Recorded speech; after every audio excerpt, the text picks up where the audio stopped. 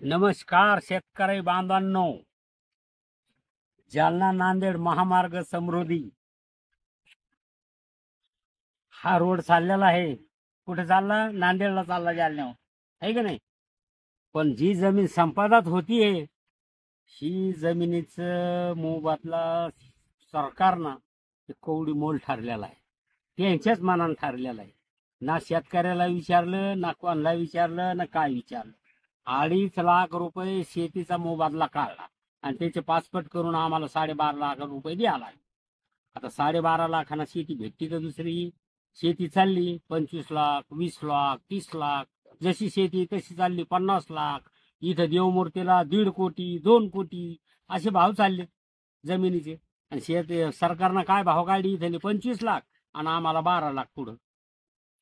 म्हणजे आता हे सरकारनं काय करावं का शेतकऱ्यांना काय करावं? फडणवीस साहेबाला कृपा आहे, इथं देवमूर्तीला यावा आणि इथली 1 एकर जमीन घेऊन दाखवा किंवा एक प्लॉट रोडवर घेऊन दाखवा. एक प्लॉटची किंमत काय आहे, शेतीची किंमत काय आहे, फडणवीस साहेबाला कळून जाईल, आहे का नाही? फडणवीस साहेब त्या टायमाला विरोध पक्षी होते, तर नागपूरवरून ते ह्यानं दिंडी काढली होती. अशी दिंडी काढली होती, शेतकऱ्याचे भलते कैरीन भलते हे झालते. हो, शेतकऱ्याकरता भलतेच उचल खाऊ लागले. अशी उचल खाऊ लागले. सोयाबीनला म्हणले 8,000 रुपये भाव द्या, कापसाला म्हणते 10,000 ते 12,000 रुपये भाव द्या. आणि फडणवीस साहेबात ह्या काळजीवरून आम्ही वर नेऊन पोहोचले. फडणवीस साहेबानं शेतकऱ्याचं पूर्णच गळची दाबली.